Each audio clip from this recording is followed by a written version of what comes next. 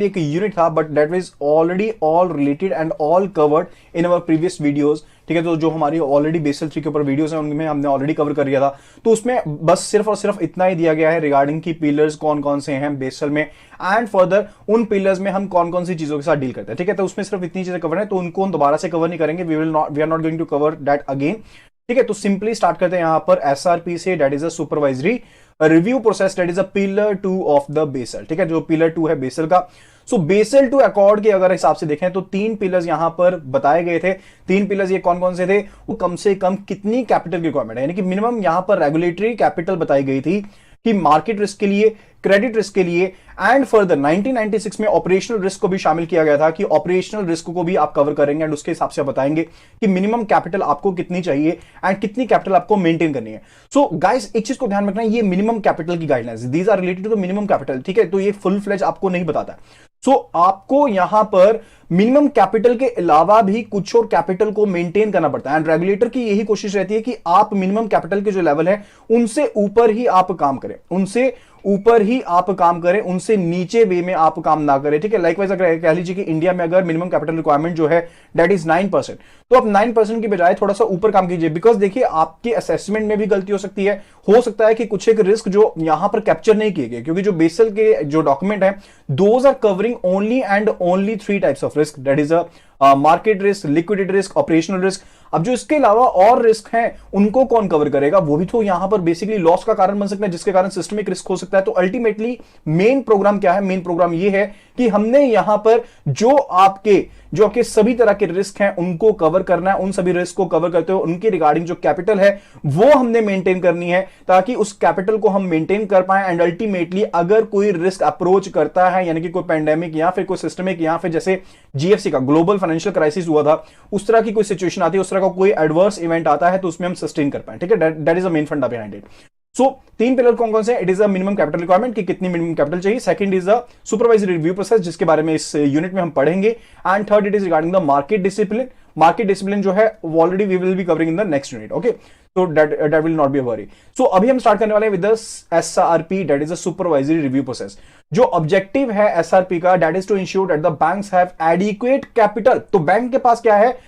Capital होनी चाहिए। अब आप कहेंगे कि आपने पिलर 1 में भी तो यही पढ़ा था कि आपके पास मिनिमम कैपिटल की रिक्वायरमेंट चाहिए, लेकिन पिलर 2 में हम क्या कर रहे हैं? बेसिकली उसी का सहारा लेते हुए थोड़ा सा और स्टेप हमने आगे बढ़ना है। किस तरह से? To ensure that the banks have adequate capital to support all types of risk. तो हम वहां पर पिलर 1 के केस में सिर्फ और सिर्फ जो आपके 3 मेजर रिस्क थे उनके बारे में काम कर रहे थे, उनके बारे में बात कर रहे थे। लेकिन यहां पर जो एसआरपी है उसके केस में हम बात करते हैं रिगार्डिंग सभी तरह के रिस्क के बारे में, सभी तरह के रिस्क के बारे में, यानी कि जो कोई भी रिस्क हो सकते हैं, ताकि बेटर रिस्क मैनेजमेंट हो पाए। So better risk management techniques को हम अपना पाए।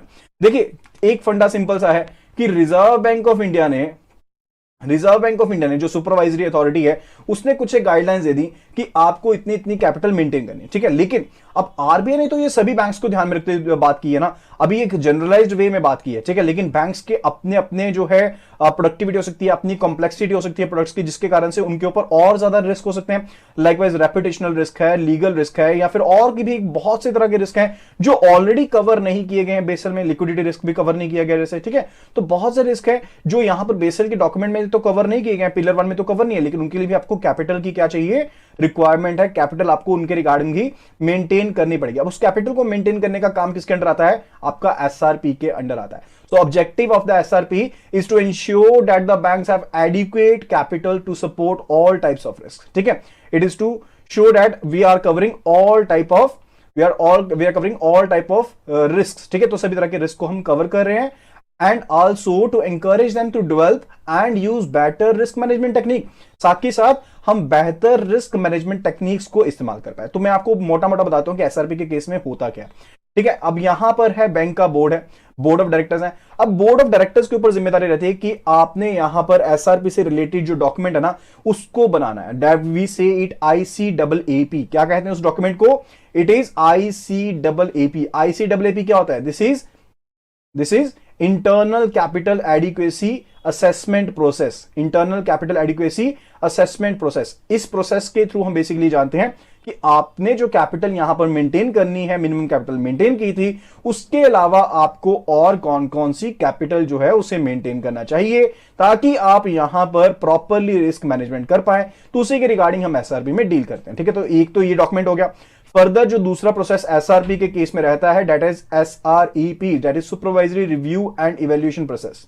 ठीक है, तो सुपरवाइजरी जो रिव्यू एंड इवैल्यूएशन का प्रोसेस है वो भी इसमें शामिल रहता है। ठीक है, तो उन दोनों की चीजों के बारे में हम डिटेल में पढ़ने वाले हैं इस यूनिट में। Okay, so next it is the main aspects to be addressed under SRP. तो क्या क्या एस्पेक्ट्स हैं? पहली चीज है हमारे पास आईसीएएपी।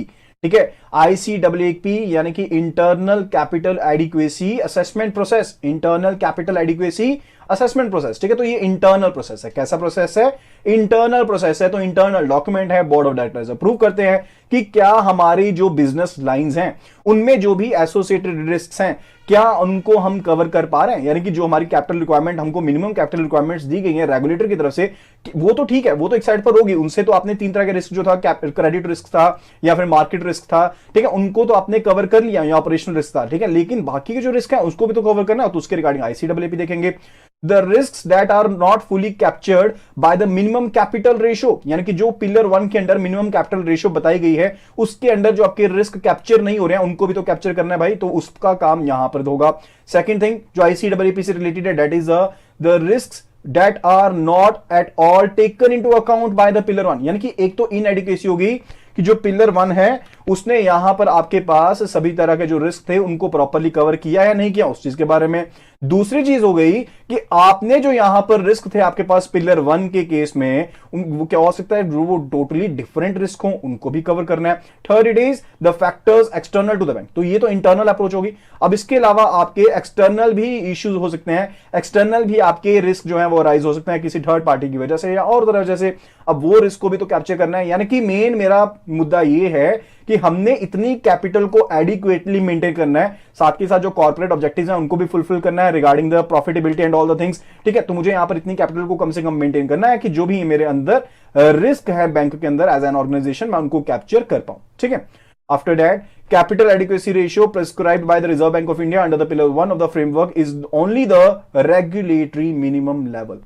तो ये जो सिंपल सी चीज जो कैपिटल आपको बताई गई है मेंटेन करने के लिए, जिसको हम CRAR कहते हैं, capital risk wait asset ratio कहते हैं, वो मिनिमम रेगुलेटरी कैपिटल आपको बताई गई है।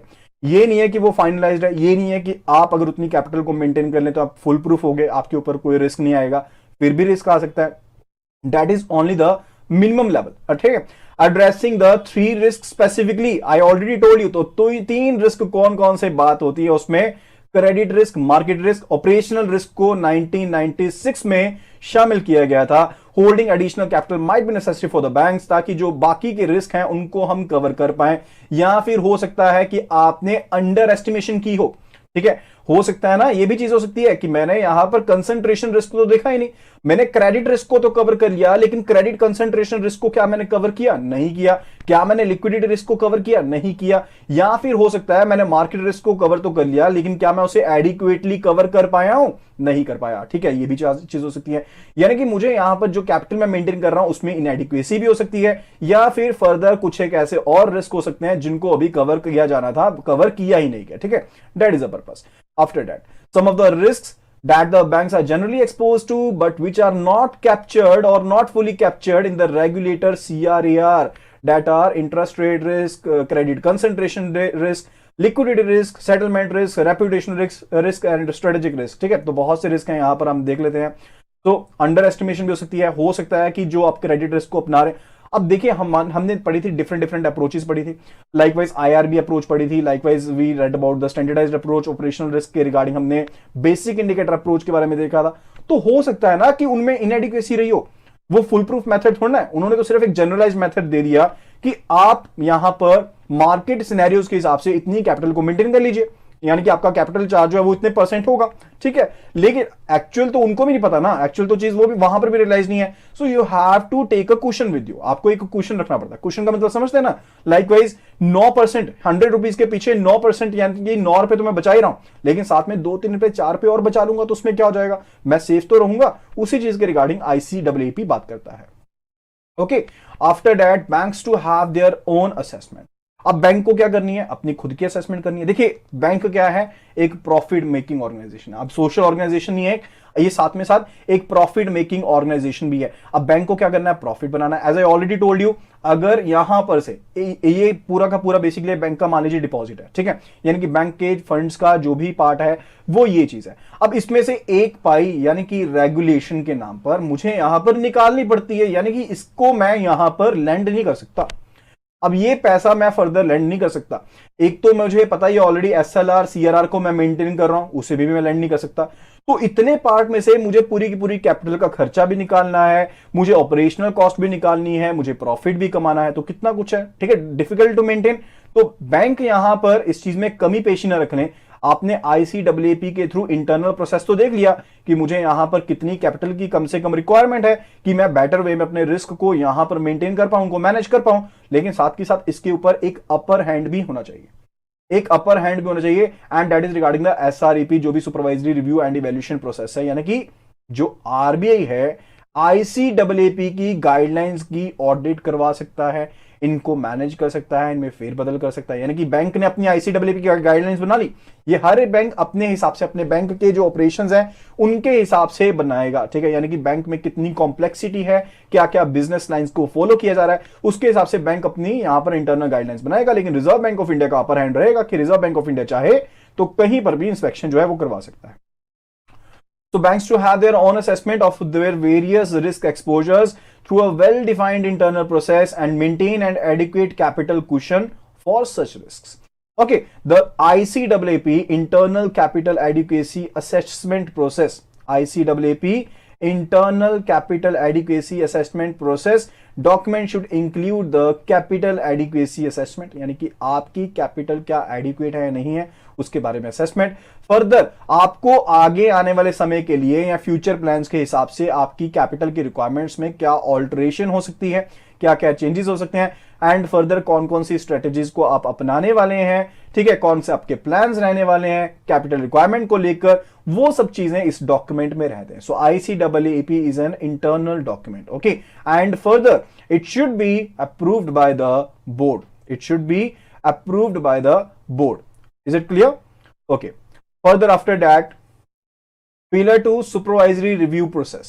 Pillar 2 supervisory review process. Basel 2 framework included 2 additional areas. तो दो चीजें क्या क्या इसमें शामिल हैं?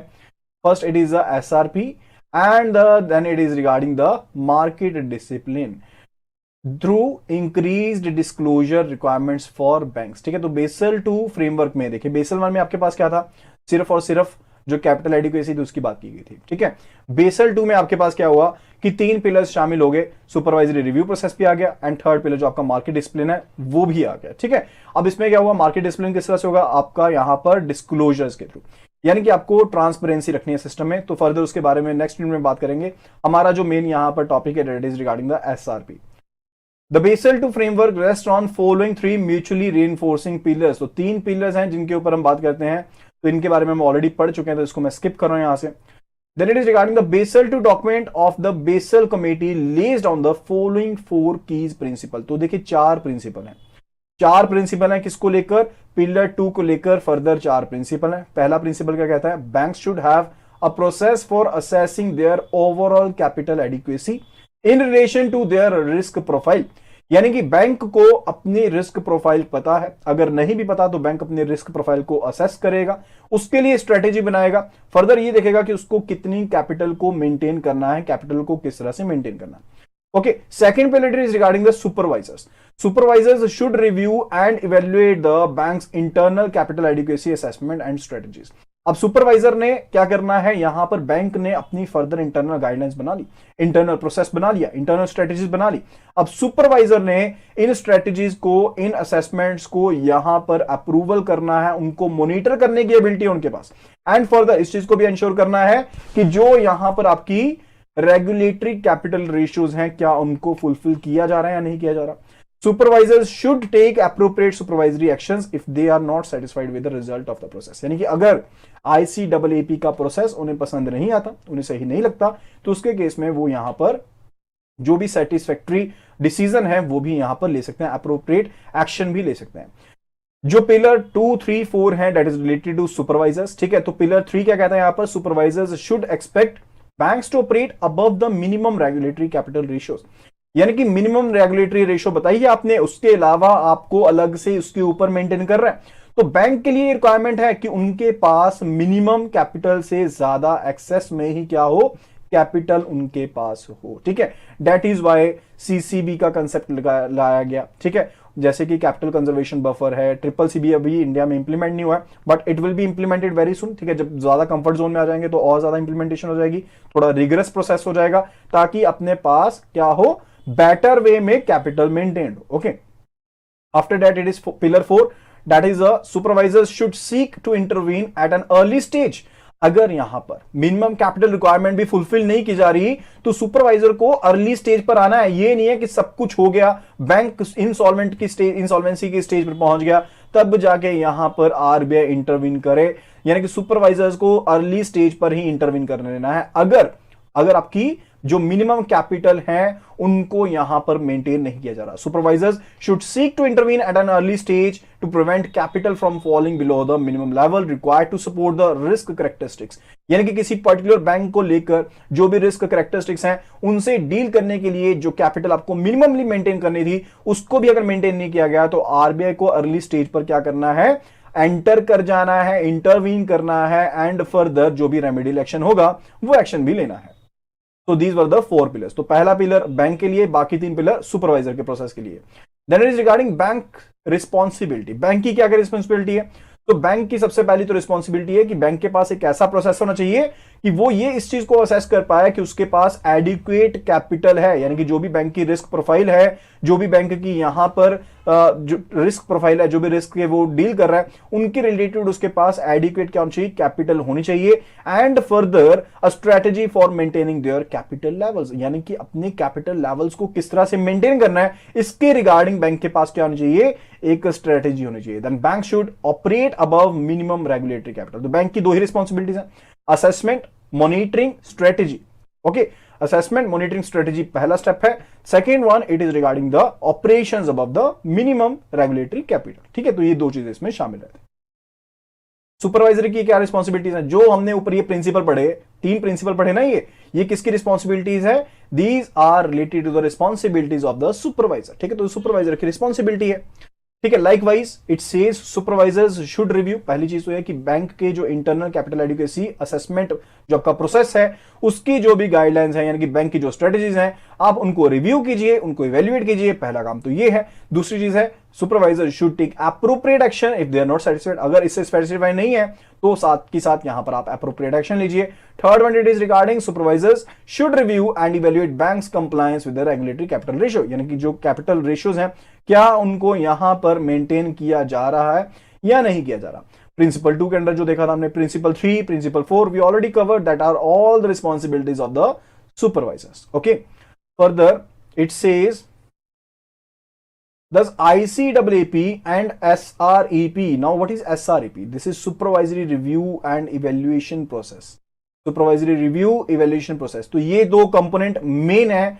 पिलर 2 में बांध लीजिए कौन सी 2 चीजें हैं, ICAAP है एंड दूसरा है SREP। SREP के सिर्फ पार्ट इतना ही है कि जो भी सुपरवाइजर है, बैंक की इंटरनल एडिक्वेसी जो भी कैपिटल की रिक्वायरमेंट है, ठीक है, उनको यहां पर स्ट्रेटेजीज को देखना, परखना, मॉनिटर करना किसका काम है, SREP के अंडर रहता है। The ICAAP comprises of banks procedures and measures designed to ensure that an appropriate identification and measurement of risk। देखिए, जब भी हमने रिस्क के बारे में बात करनी थी, देखिए हमने सभी तरह के रिस्क के बारे में बात की, market risk, capital credit risk and operational risk के बारे में बात की। जब भी हम इनकी मिटिगेशन के बारे में बात करते हैं, ठीक है, तो सबसे पहले हम किस चीज के बारे में बात करते हैं? सबसे पहले हम बात करते हैं इनकी आइडेंटिफिकेशन के बारे में, यानी कि रिस्क को आइडेंटिफाई किस तरह से करना। तो सबसे पहली चीज यहां पर भी क्या रहेगी? It will be regarding the identification. There should be appropriate identification, there should be appropriate measurement of the risk. Okay, after that, an appropriate level of internal capital in relation to the bank's risk profile. अब उस risk profile के हिसाब से, यानी कि मेरे पास कितना risk पनप रहा है, उसके हिसाब से जो कैपिटल है वो भी मुझे मेंटेन करनी है, वो भी मुझे मेंटेन करनी है। Application and further development of suitable risk management system in the bank and further. अब देखिए यहां पर जब मैंने रिस्क को आइडेंटिफाई कर लिया, मैंने मेजर कर लिया, मैंने कैपिटल को मेंटेन कर लिया, ठीक है, एप्रोप्रिएट लेवल को मेंटेन करना है। फर्दर है रिगार्डिंग कि मुझे यहां पर रिस्क मैनेजमेंट सिस्टम बनाना है अपने बैंक में, ताकि मैं इन सभी तरह के जो भी मैंने रिस्क कैप्चर किए ना, जिनको मैंने जाना, पहचाना, मेजर किया, क्वांटिफाई किया, अब उनको मुझे यहां पर मैनेज भी करना है उन एप्रोप्रिएट लेवल्स के अंडर ही, ताकि वो ज्यादा बढ़े ना। Then the SRAP, that is the supervisory review and evaluation process, consists of review and evaluation process adopted by the supervisor, which covers all the processes, यानी कि जो भी processes, जो भी आपकी measures शामिल हुई हैं आपकी ICAAP के तहत, उनको सभी को आपको देखना है। यानी कि जो भी प्रिंसिपल्स हमने पढ़े, उनके तहत जो भी गाइडलाइंस थी, जो भी प्रिंसिपल्स है, आपने उन सभी को यहां पर देखना परखना। Okay, then it includes a review and evaluation of banks ICAAP. It includes the review and evaluation of banks ICAAP, यानी कि बैंक की जो internal capital adequacy assessment process के थ्रू जो भी गाइडलाइंस थी, जो भी यहाँ पर मेजरमेंट्स थी, जो भी यहाँ पर स्ट्रेटेजी थी, उनको यहाँ पर रिव्यू किया जाएगा, इवेल्युएट किया जाएगा, एक इंडिपेंडेंट असेसमेंट की जाएगी। यानी कि एक तो आप देखेंगे कि ICAAP में क्या क्या चीजें आ रही हैं, दूसरा होगा कि सुपरवाइजर अपने एंड पर इंडिपेंडेंट यहां पर क्या करेगा, इंडिपेंडेंट यहां पर रिव्यू करेगा पूरी की पूरी रिस्क प्रोफाइल का बैंक की, एंड फर्दर वहां से देखा जा सकता है कि ICAAP सफिशिएंटली सभी रिस्क प्रोफाइल्स को कवर कर भी रहा है या फिर नहीं कर रहा है। And further if necessary taking appropriate prudential measures and other supervisory actions, अगर रिक्वायर्ड होगा तो और जो एक्शन लेने वाली बात है, यानी कि कुछ चेंजेस, ऑल्टरेशन, मॉडिफिकेशंस करने की जरूरत है, तो वहां पर वो भी की जा सकती है। Okay, then the structural aspects of the ICAAP, structural aspect of the ICAAP, तो पहली चीज तो ये है कि ICAAP सभी बैंक्स के लिए मैंडेटरी है।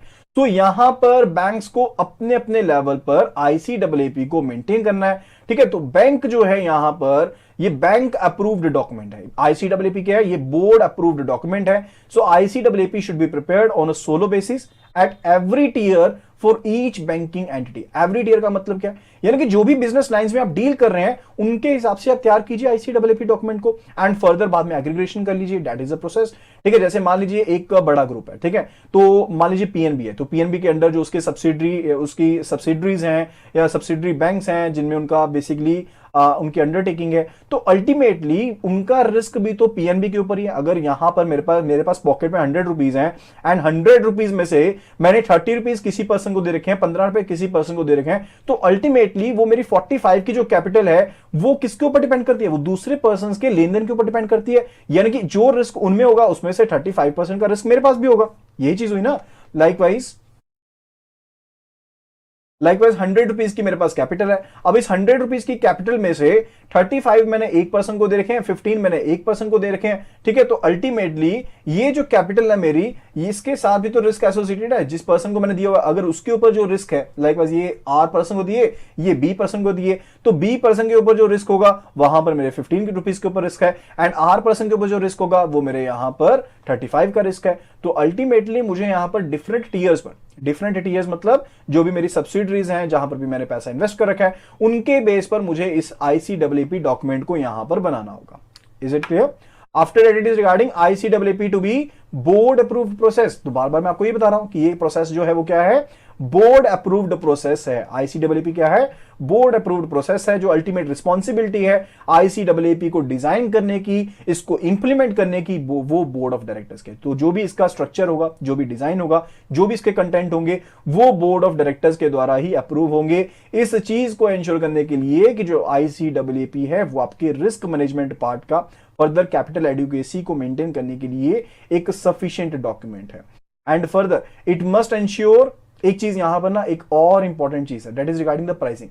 देखिए यहां पर ना आईसीएएपी प्राइसिंग में भी बहुत हेल्प करता है। किस तरह से हेल्प करता है?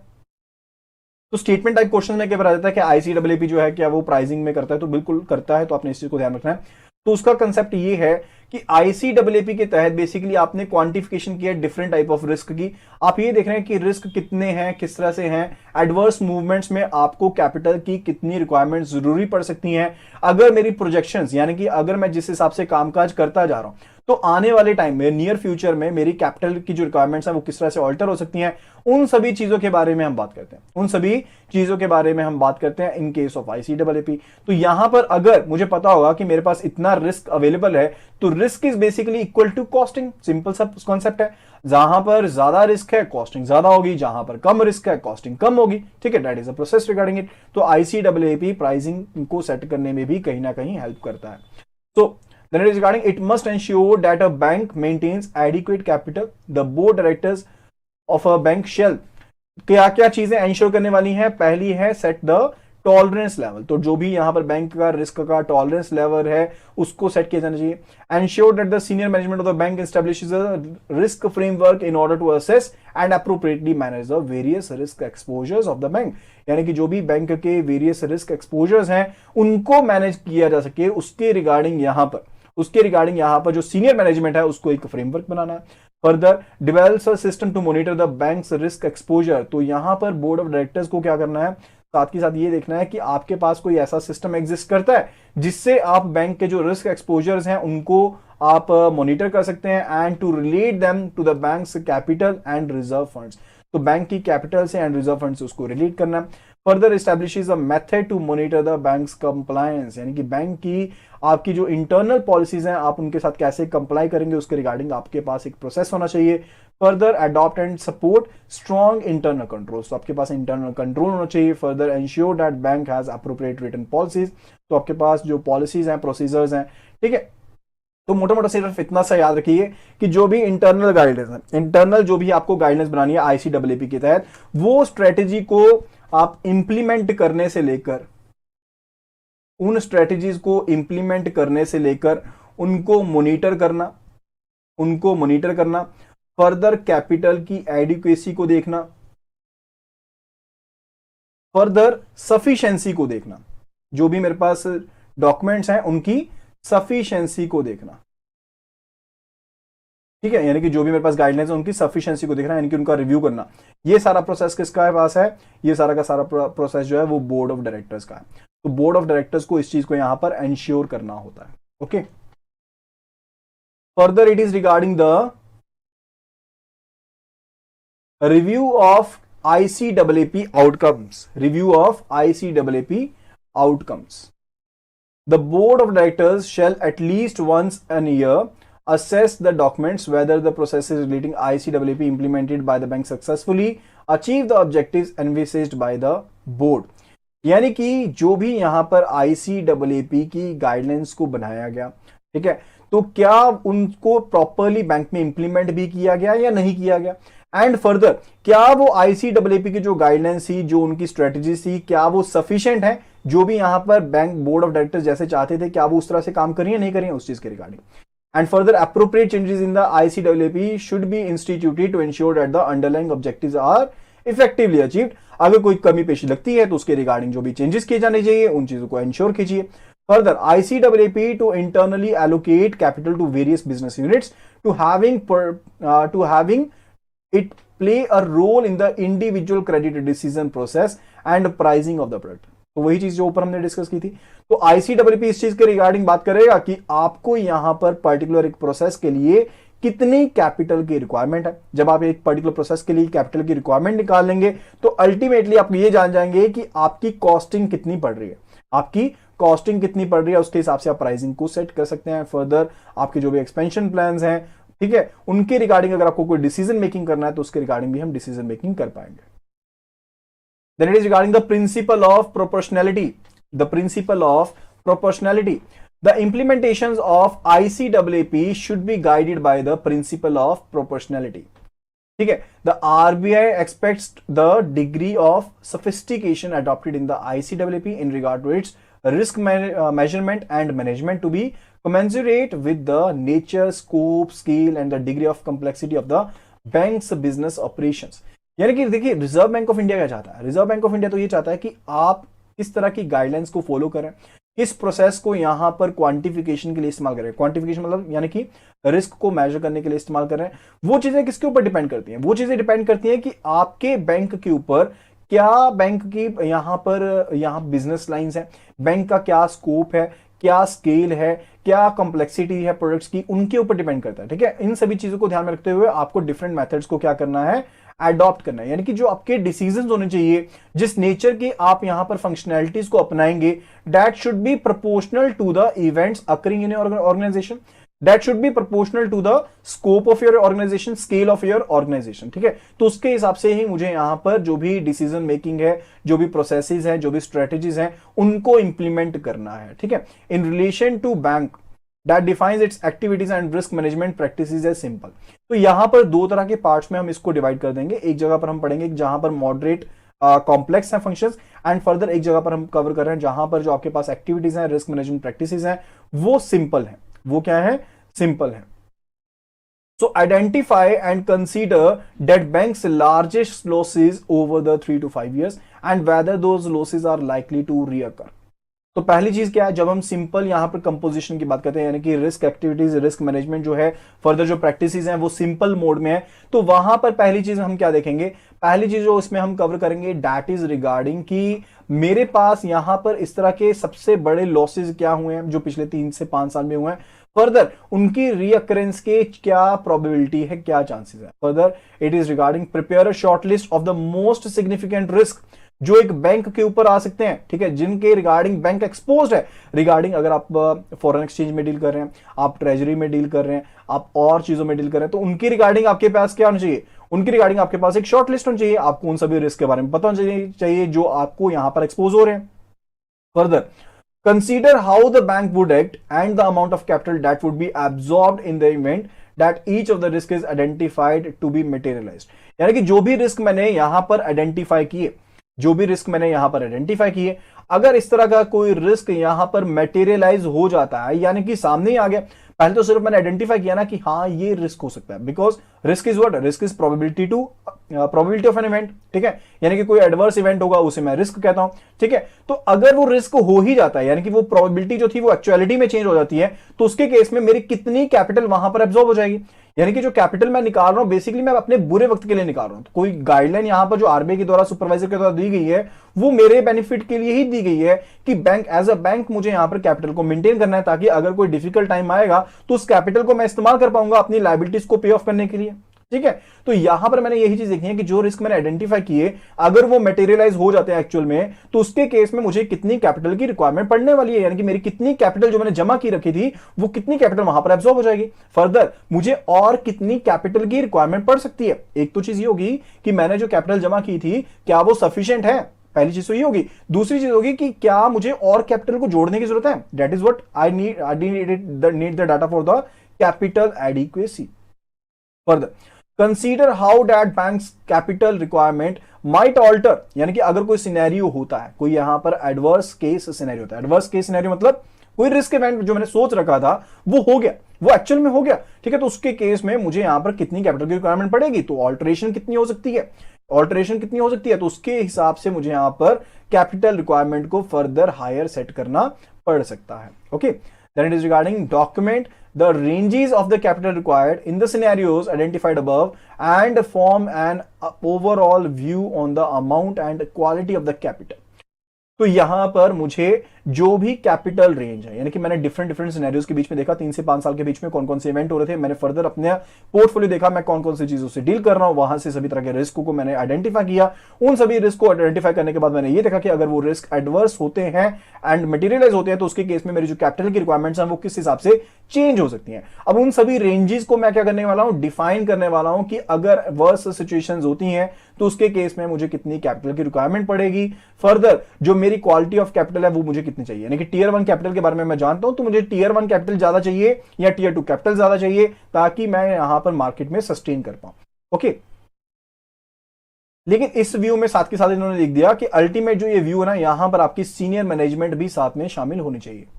Okay, then it is regarding in relation to bank that define its activities and risk management practices as moderately complex। तो सबसे पहले हमने जो कवर किया that was regarding the simple, ठीक है। अभी हम कवर कर रहे हैं रिगार्डिंग कि अगर जो आपकी एक्टिविटीज हैं, जो आपका मैनेजमेंट प्रैक्टिसेस हैं, those came out to be moderately complex। अगर वो moderately क्या है, complex है, उस केस में having consulted the operational management in each major business line, having consulted the operational management in each major business line, prepare a comprehensive list of the major risks to which the bank is exposed। तो simple वही वाली चीज, क्या चीज आई यहां पर भी कि आपके बैंक जो है, आपकी जो मेजर बिजनेस लाइन है, मेजर बिजनेस लाइन का मतलब समझते हैं, लाइकवाइज अगर मान लीजिए क्रेडिट कार्ड मेरा मेन प्रोडक्ट है, अगर हाउसिंग लोन मेरा मेन प्रोडक्ट है, ठीक है, अगर ट्रेजरी मेरा मेन प्रोडक्ट है, तो उसके केस में मैं मेजर यहां पर रिस्क उसी में होगा ना, जहां पर ज्यादा इन्वेस्टमेंट रिस्क होने के चांसेस भी वहीं पर है, ठीक है। तो यहां पर मैं ये चीज देखूंगा मेरी मेजर बिजनेस लाइंस कौन कौन सी हैं एंड फर्दर उसमें कौन कौन से रिस्क एक्सपोज्ड हैं, further with the aid of the historical data.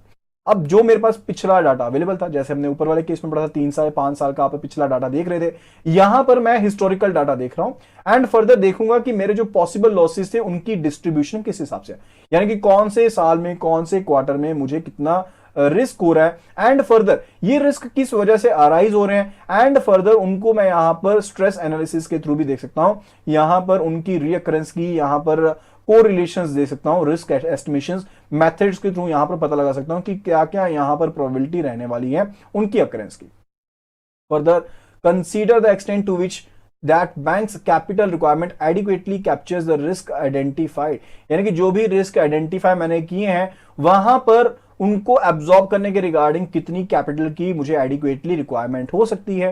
Further it is regarding for areas in which the capital requirements either inadequate or does not address the risk. तो कुछ एक area ऐसे हो सकते हैं ना जहां पर कैपिटल मुझे जितनी चाहिए थी उतनी कैपिटल में मैं मेंटेन नहीं कर पा रहा हूं, तो उन एरियाज को देखिए। फर्दर हो सकता है कि कोई रिस्क बिल्कुल ही कैप्चर नहीं किया गया, जैसे कि हमने रेपुटेशनल रिस्क की बात की, ठीक है। तो रेपुटेशन रिस्क जैसे जो रिस्क है ना, ये साथ के साथ यहां पर अराइज नहीं होते, ये साथ के साथ पता भी नहीं चलते, यानी कि ये इनको पिक्चर में आने में टाइम लग जाता है। आपकी रेपुटेशन एक दिन में नहीं गिरती, आपकी रेपुटेशन जो है टाइम के साथ साथ गिर सकती है, ठीक है। तो उसके रिगार्डिंग ये जो रिस्क है वो एकदम से पता नहीं लगते, तो आपको पहले से ही उनकी क्वांटिफिकेशन के अलावा आपको उनकी क्वालिटिफिकेशन के हिसाब से काम करना पड़ता है, ठीक है। That is regarding it. तो for areas in which capital requirements either inadequate, तो जहां पर कैपिटल रिक्वायरमेंट यहां तो कम है या फिर रिस्क जो है अभी मैंने एड्रेस ही नहीं किया है, उसके रिगार्डिंग मुझे कितनी एडिशनल कैपिटल चाहिए उन रिस्क को कवर करने चाहिए, अपने बैंक को कवर करने, अपने कस्टमर्स को कवर करने के लिए, उनके बारे में हम देखेंगे। Further in addition to any other risk mitigation action that bank plans to take, अगर किसी और तरह का रिस्क मुझे मिटिगेट करना है तो वहां पर क्या एक्शन प्लान रहेगा उसके बारे में भी साथ में ध्यान देना है। Then it is regarding consider the risk that bank's own analysis of capital adequacy may be inaccurate। अब देखिए रिस्क को मापने में भी रिस्क है, रिस्क को मापने में भी रिस्क है। तो एक तो मुझे यहां पर कैपिटल की मिनिमम रिक्वायरमेंट्स दी गई जो मुझे रेगुलेटर ने दी, ठीक है, पहली चीज तो ये होगी। दूसरी चीज ये होगी कि यहां पर मुझे रेगुलेटर ने कह दिया कि आपके पास एक डॉक्यूमेंट होना चाहिए ICAAP, आप इसको देखिए, आप अपने आप को परखिए, जांचिए परखिए एंड ये मेजर कीजिए कि आपके अंदर कितना रिस्क है, उस रिस्क के हिसाब से आप एडिशनल कैपिटल को मेंटेन कीजिए। लेकिन क्या ये यहां पर 100% फुल प्रूफ हो जाएगा? क्या ये 100% फुल प्रूफ है? नहीं है। यहां पर भी हो सकता है ना कि जो टेक्निक को मैंने यूज किया रिस्क को फाइंड आउट करने के लिए, रिस्क को मापने के लिए, वो सही ना यूज किया हो, तो वो भी दिक्कत हो सकती है। तो that is said over here, consider the risk that the banks on analysis of the capital adequacy may be inaccurate, कि वो इनएक्यूरेट हो एंड हो सकता है कि आपके मैनेजमेंट में वीकनेसेस हो जिसके साथ आप इफेक्टिवली ICAAP का प्रोसेस कर ही नहीं पाए, ठीक है। तो ये भी दिक्कत हो सकती है। Then it is regarding project that bank's business effect activities forward in detail for 1 year. तो आप अपने बैंक की एक्टिविटीज को, जो कि 1 साल के बीच बीच में एक्टिविटीज जो की हैं, उनको अच्छे से देखिए, परखिए, एंड फर्दर एक लेस डिटेल, यानी कि जो अगले 3 से 5 साल के बीच में आपकी एक्टिविटीज होने वाली है, उनको एक लेस डिटेल्स के साथ देखिए, एंड देखिए कि आपको क्या कैपिटल चाहिए, क्या कैपिटल रिक्वायरमेंट्स हैं, एंड फर्दर देखिए कि अगर आपका बिजनेस ऐसा ही चलता रहता है तो क्या रिक्वायरमेंट्स होने वाली है। फर्दर एक ऐसा ही सिनेरियो और बनाइए जहां पर आप ये देखेंगे कि जिस तरह से बिजनेस आप चाहते थे, अगर वैसा नहीं चलता तो उसके केस में आपकी कैपिटल की रिक्वायरमेंट्स जो है वो किस तरह से ऑल्टर करती हैं। यानी कि जो यहां पर सिस्टम हम बना रहे हैं, that is basically assumption based, that is basically what, that is assumption based. तो पहले मैंने आइडेंटिफिकेशन करनी है, आइडेंटिफिकेशन के बाद मैं एज्यूम कर रहा हूं कि रिस्क जो है, अगर मैं जैसा चाहता हूं वैसा ही मेरा बिजनेस ग्रो करता है एंड ये रिस्क आन पड़ता है, तो मुझे क्या कैपिटल की रिक्वायरमेंट होगी। अगर मैं ये देखता हूं कि मैं जैसा चाहता था, मेरा बिजनेस वैसा ग्रो नहीं कर रहा, लेकिन फिर भी ये रिस्क आ सकता है, तो उसके केस में मुझे यहां पर कैपिटल में कितनी ऑल्टरेशन की जरूरत होगी। ठीक है, तो उनको हम यहां पर कवर कर रहे हैं। Then document the results obtained from the analysis in and a detailed report for the bank's top management and board of directors। तो जो भी आपके पास ये डिफरेंट आपके पास सिनेरियो एनालिसिस के रिजल्ट्स आते हैं, उन सभी को डॉक्यूमेंट कीजिए, उनको यहां पर अपनी सीनियर जो आपकी मैनेजमेंट है, टॉप मैनेजमेंट है, बोर्ड ऑफ डायरेक्टर्स हैं, उन तक उन डॉक्यूमेंट कीजिएगा कि आपके पास जो भी प्रोसेसेस होने वाले हैं, जिस तरह से भी आपकी कैपिटल की रिक्वायरमेंट है, उनके हिसाब से आपके पास प्रोसेसेस हैं, उनके हिसाब से आपके पास प्रोसेसेस हैं, एंड फर्दर उसके हिसाब से आप कैपिटल को मेंटेन कर पा रहे हैं। तो थोड़ा सा ये कह लीजिए थ्योरेटिकल चीजें हैं ये, लेकिन आपको एक कहानी की तरह सुनकर थोड़ा सा आइडिया तो लगता होगा कि क्या क्या चीजें चल रही हैं। ICAAP क्या है, SRAP क्या है, इतना तो आपको क्लियर हो गया होगा। ठीक है, तो मेरा मेन बोलने का पर्पज यही रहता है कि आपको थोड़ा सा आइडिया हो जाए। ठीक है, क्योंकि जब क्वेश्चन आएगा तो आपको एक कहानी में से एक पहलू को याद रखना है जो आपको उस टाइम पर स्ट्राइक करना चाहिए। तो वीडियो को लाइक नहीं करते आप सभी, वीडियो को लाइक कर दीजिए। अगर वीडियो आपको अच्छी लगती है तो kindly please do like the video, and video is working very fine, the quality is working very fine over here. Kindly please do change the resolution of the video if required. Okay, so next it is regarding the regular independent review and validation. A regular independent review and validation. The ICAAP should be subject to regular and independent review. अब देखिए जो यहां पर ICAAP आपने बना ली, एक तो review यहां पर कौन कर सकता है, जो रिजर्व बैंक ऑफ इंडिया है वो यहां पर आपके ICAAP का रिव्यू कर सकते हैं। दूसरा जो यहां पर रिव्यू होगा वो आपको इंटरनल रिव्यू करना है। यानी कि अब अगर मेरे घर में कोई दिक्कत आएगी तो प्रॉब्लम किसको होगी, मुझे होगी ना। तो उस चीज के रिगार्डिंग रिव्यू अगर मैं खुद ही कर लूं तो वो ज्यादा बेटर है। यानी कि मुझे भी तो अपनी यहां पर कॉस्टिंग को बचाना है। ये ना होना कि मुझे चाहिए थे कैपिटल मेंटेन करनी थी 5 रुपए की, मैं मेंटेन कर रहा हूं 7 रुपए की, तो 2 रुपए का तो मेरा ही लॉस है। ठीक है, तो उसके रिगार्डिंग मुझे इंटरनल रिव्यू भी करना है। The ICAAP should be subject to regular and independent review through an internal और एक्सटर्नल ऑडिट प्रोसेस। तो इंटरनल और जो आपका एक्सटर्नल ऑडिट प्रोसेस है उसके थ्रू आप यहां पर रिव्यू करेंगे, इस चीज को इंश्योर करने के लिए कि जो आपका ICAAP है वो क्या है, कॉम्प्रिहेंसिव है। कॉम्प्रिहेंसिव मतलब जो भी सभी तरह के रिस्क टाइप हैं उनको आप यहां पर कवर कर रहे हैं, एंड फर्दर वो आपके बैंक के जो भी दायरे हैं उनके साथ मेल जोल खाता है। यानी कि बैंक का जो स्कोप है, बैंक का जो स्केल है, बैंक की जो नेचर है, लेवल ऑफ एक्टिविटीज है, उनसे मेल खाता है, एंड फर्दर कि वो एक्यूरेटली यहां पर जो भी रिस्क है उनको कवर कर पाए। That is the process. Then a bank shall conduct periodic review of its risk management processes which should ensure कि आपके पास यहां पर जो भी प्रोसेसेस है जिनके थ्रू आप यहां पर रिस्क को मेजर करने वाले हैं वो इंटीग्रेटेड है, यानी कि उनकी इंटीग्रिटी मेंटेन्ड है, एक्यूरेट है एंड रीजनेबल है। Further the appropriateness of the bank's capital assessment process based on the nature, scope, scale, complexity. यानी कि जो भी आपके प्रोसेसेस हैं कैपिटल एडिक्वेसी के रिगार्डिंग, कैपिटल असेसमेंट के रिगार्डिंग, वो यहां पर बैंक की एक्टिविटीज को, बैंक के दायरे को, यानी कि बैंक के स्कोप को, स्केल को ध्यान में रखते हुए ही बनाई गई हैं। Then it is regarding the timely identification of any concentration risk. अगर कोई कंसंट्रेशन रिस्क है तो आप उसको टाइमली यहां पर पता लगाइए। लाइकवाइज जो बड़े बैंक हैं उनको छोटे लोन से इतना रिस्क नहीं है जितना कि उनको किन से है, कॉर्पोरेट हाउसेस के लोन से हैं। अब एक कॉर्पोरेट हाउस में लोन चला गया 15,000 करोड़ का, अगर वो लोन डूब गया तो बैंक की कैपिटल जो है वो सारी की सारी वहां पर फंस जाएगी। ठीक है, तो बैंक को ज्यादा लॉस यहां पर कंसंट्रेशन होता है। सो कंसंट्रेशन रिस्क को टाइमली यहां पर आइडेंटिफाई कीजिए। Further the accuracy and completeness of any data inputs into banks capital assessment process, यानी कि जो भी आपको डाटा जिसका आप इस्तेमाल कर रहे हैं बैंक की कैपिटल असेसमेंट के प्रोसेस में, वो आपका जो डाटा है that should be accurate and that should B complete, and further the reasonableness and the validity of any assumptions scenarios used in the capital assessment process. वही same चीज है, यानी कि जो आपके पास डाटा था वो भी आपका कंप्लीट एक्यूरेट होना चाहिए। इसी तरह से जो मैं यहां पर assumptions को इस्तेमाल कर रहा हूं, जो सिनेरियोज को इस्तेमाल कर रहा हूं, वो भी यहां पर आपके पास वैलिड होना चाहिए, फर्दर वो रीजनेबल होना चाहिए। That the bank conducts appropriate stress testing, यानी कि जो बैंक है वो एप्रोप्रिएट स्ट्रेस टेस्टिंग करे। स्ट्रेस टेस्टिंग का याद है ना आपको? स्ट्रेस टेस्टिंग के केस में हम क्या करते थे? हम एडवर्स सिनेरियोज देखते थे। हम क्या करते थे? एडवर्स सिनेरियोज देखते थे कि क्या क्या आपके पास एडवर्स सिनेरियोज हैं, उनके केस में आप किस तरह से डील करेंगे, क्या मेरे पास आउटपुट्स आएंगे उन चीजों के रिगार्डिंग। ठीक है, तो that activity is to be done over here also. Then it is regarding the ICAAP to be a forward looking process. जो ICAAP है वो क्या है? फॉरवर्ड लुकिंग प्रोसेस है, यानी कि आपको यहां पर अपने फ्यूचर के, यानी कि बैंक के आने वाले टाइम के बारे में देखते हुए कि कितनी कैपिटल की रिक्वायरमेंट है, आने वाले टाइम में कितनी कैपिटल की रिक्वायरमेंट हो सकती है, फ्यूचर डेवलपमेंट्स क्या हो सकती हैं, मेरी उन चीजों के रिगार्डिंग क्या स्ट्रेटेजी रहेगी, मेरी उन चीजों के रिगार्डिंग क्या स्ट्रेटेजी रहेगी। यानी कि अगर मैं जिस तरह से अपनी ग्रोथ को यहां पर प्रोजेक्ट कर रहा हूं, अगर उसी हिसाब से ग्रोथ होती रहती है तो मेरे पास क्या ऑल्टरेशन चाहिए, एंड फर्दर अगर जिस तरह से मैंने सोचा था कि मेरी ग्रोथ होती रहेगी उस तरह से यहां पर ग्रोथ नहीं होती है, उसके केस में मुझे यहां पर कितने कैपिटल की रिक्वायरमेंट पड़ेगी, उन चीजों को भी यहां पर ICAAP कवर करेगा। उसके रिगार्डिंग क्या स्ट्रेटेजी होनी चाहिए, उन चीजों को देखा जाएगा। मैक्रो इकोनॉमिक इफेक्ट्स को भी यहां पर देखा जाएगा।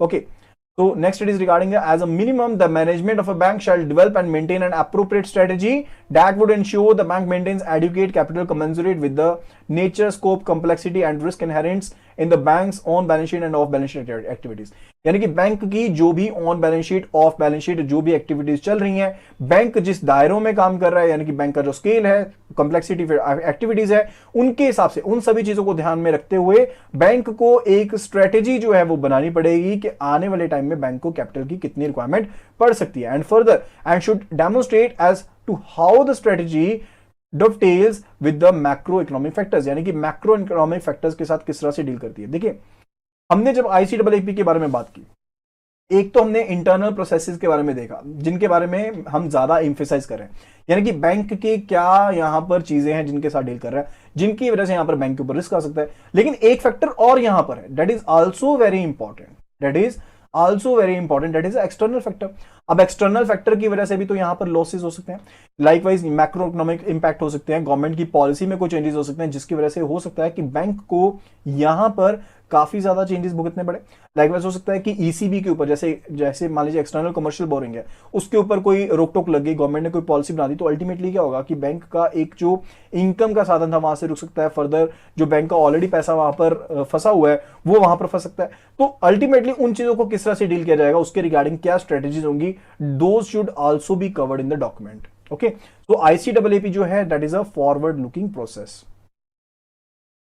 तो the plan should outline the bank's capital need, क्या कैपिटल की नीड है, एंटीसिपेटेड कैपिटल यूटिलाइजेशन किस तरह से होगी, डिजायर्ड लेवल ऑफ कैपिटल क्या है, मेरी कैपिटल की रिगार्डिंग लिमिट्स क्या होनी चाहिए, एक कंटिजेंसी प्लान क्या होना चाहिए, अगर कोई डाइवर्जेंस होता है, कोई अनएक्सपेक्टेड इवेंट होता है, तो उसके केस में मेरा फ्यूचर प्लान क्या होना चाहिए उसके बारे में। Then ICAAP to be risk based process. ICAAP क्या है? एक रिस्क बेस्ड प्रोसेस है। The adequacy of a bank's capital is a function of its risk profile, यानी कि आपके पास कैपिटल एडिक्वेट है या नहीं है, आप किस चीज से देखेंगे, अपनी रिस्क प्रोफाइल के हिसाब से देखेंगे।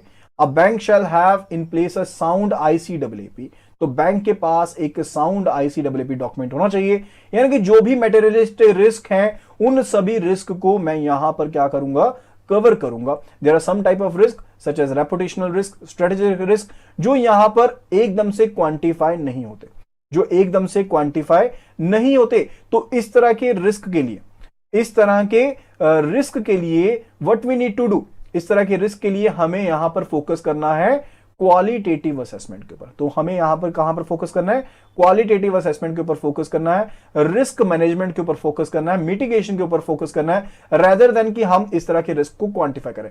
तो जहां पर तो मैं रिस्क को क्वांटिफाई कर सकता हूं, वहां पर तो मैं रिस्क को क्वांटिफाई करूंगा एंड फर्दर उसके हिसाब से कैपिटल को मेंटेन करूंगा। लेकिन जहां पर खास करके in case of reputational risk, strategic risk, मैं यहां पर इनको इजीली क्वांटिफाई नहीं कर सकता। तो जहां पर क्वांटिफाई नहीं कर सकता, मैं उनको रिस्क को मैनेज करने की बात करता हूं, मैं रिस्क को यहां पर मिटिगेट करने की बात करता हूं, उनको यहां पर असेसमेंट की बात करता हूं। Okay, then bank's ICWP document shall clearly indicate for which risks a qualitative measure is considerable warranted and for which risk a qualitative measure is considered to be correct approach। तो यहां पर bank का जो ICWP है document है, वो clearly बताएगा कि कौन से रिस्क टाइप के लिए मुझे क्वांटिटेटिवली चलना है, कौन से रिस्क टाइप के लिए मुझे क्वालिटेटिवली डील करना है। Okay, then it is regarding the ICWP to include stress test and scenario analysis. As part of the ICWP, the management of a bank shall as a minimum conduct relevant stress test। तो आपको यहां पर क्या करना है, stress testing करनी है, यानी कि एडवर्स सिनेरियोज के केस में जो आपने स्ट्रेटजीज को बारे में सोचा है, जो अपने कैपिटल लेवल्स को मेंटेन करने के बारे में सोचा है, क्या वो एडिक्वेट है, क्या वो एडिक्वेट है या नहीं है, यानी कि पोटेंशियल वर्नरेबिलिटी कितनी हो सकती है अगर कोई ऐसा इवेंट होता है, कोई ऐसी मूवमेंट मार्केट में होती है दैट इज एडवर्स। ठीक है, तो उसके केस में बैंक के ऊपर जो इंपैक्ट पड़ेगा, जो यहां पर लेवल बैंक ने सोचे हैं, क्या उसके हिसाब से ICWP सेट बैठता है या नहीं बैठता, उस चीज के regarding the use of stress testing framework can provide a banks management a better understanding. तो यहां पर एक्सट्रीम सर्कमस्टांसेस के अंदर जो इवेंट होने वाले हैं, उसके रिगार्डिंग मैनेजमेंट को एक चीज समझ में आ जाएगी कि जो हमने गाइडलाइन सोचे हैं क्या वो एडुकेट है या नहीं है। Okay, then it is identifying and measuring material risks in ICWP। तो पहला ऑब्जेक्टिव क्या है कि हमने सभी तरह के रिस्क को आइडेंटिफाई करना है, जो भी मटेरियल रिस्क हैं, यानी कि जो भी पनप सकते हैं, यानी कि जो भी रिस्क जो है वो पनप सकते हैं, उनको सभी को आइडेंटिफाई करना है। चाहे credit risk, market risk, operational risk, ये चाहे रिस्क जो आपके बेसल में भी कवर्ड है, बेसल गाइडलाइंस में भी कवर्ड है, तो लेकिन हो सकता है ना कि एडिक्वेटली कवर ना हो। Further interest rate risk in the banking book, credit concentration risk हो सकता है, लिक्विडिटी रिस्क या फिर जो और रिस्क है वो उसमें शामिल हो सकते हैं। Risk that can be reliably measured, यानी कि जिन, वही सेम चीज आ रही है कि जिन रिस्कों को तो यहां पर मैं मेजर कर सकता हूं, क्वांटिफाई कर सकता हूं, उनको तो मैं साथ के साथ डील कर लूंगा, लेकिन जिनको मैं मेजर नहीं कर सकता उनके लिए मैं कौन सी अप्रोच को फॉलो करूंगा, क्वालिटेटिव अप्रोच को फॉलो करूंगा। All measurements of the risk incorporated with the quantitative and qualitative elements, but to the extent possible, a quantitative approach should form the foundation of bank's measurement framework। यानी कि जब हम यहां पर ICWP की बात करते हैं, हम कैपिटल एडुकेसी की बात करते हैं, तो क्वालिटेटिव से शुरुआत नहीं करनी, शुरुआत किससे करनी है, क्वांटिटेटिव से करनी है, यानी कि मेजरमेंट से करनी है। यानी कि चाहे सभी तरह के जो यहां पर रिस्क हैं, ठीक है, उनमें क्वालिटेटिव क्वांटिटेटिव दोनों पैरामीटर्स रहते हैं, लेकिन जब हमने बेस फॉर्म करना है इस डॉक्यूमेंट का, तो हम क्वांटिटेटिव की बात करते हैं। ठीक है, क्वांटिटेटिव अप्रोचेस जो हैं वो यहां पर फोकस किसके ऊपर करती हैं, ठीक है, क्वांटिटेटिव जो अप्रोचेस हैं that focus on most likely outcomes of budgeting, जो फोरकास्टिंग है उसके ऊपर, परफॉर्मेंस मेजरमेंट के ऊपर, यानी कि मेरी परफॉर्मेंस जो है वो प्रोजेक्टेड परफॉर्मेंस किस तरह से रहने वाली है। ठीक है, उसके हिसाब से मैं देखता हूं कि कैपिटल की मुझे क्या रिक्वायरमेंट होगी, क्योंकि जो ICWP है वो यहां पर इस तरह के जो इवेंट्स होते हैं इनको अकाउंट में नहीं लेता। तो क्वांटिटेटिव अप्रोच में हम इस तरह के इवेंट्स को अकाउंट में लेते हैं। Okay, so that should be all sir. Last में it said stress testing and scenario testing can be effective in gauging the consequences of outcomes। यानी कि आपने जब एक रिस्क जो थे उनको हमने यहां पर आइडेंटिफाई कर लिया, हमने रिस्क को क्या कर लिया, यहां पर आइडेंटिफाई कर लिया, तो उसके रिगार्डिंग हमने ये गेज करना है, इस चीज को मेजर करना है कि ये जो रिस्क है इसकी यहां पर मैक्सिमम क्वांटिफिकेशन क्या हो सकती है, एंड फर्दर इसके रिगार्डिंग जो मेरे पास कैपिटल है क्या वो मेंटेन्ड है या नहीं है, उसके रिगार्डिंग मैं यहां पर इंपैक्ट दे सकता हूं सेफ्टी के ऊपर एंड साउंडनेस के ऊपर। Okay, so that would be all regarding the supervisory review process।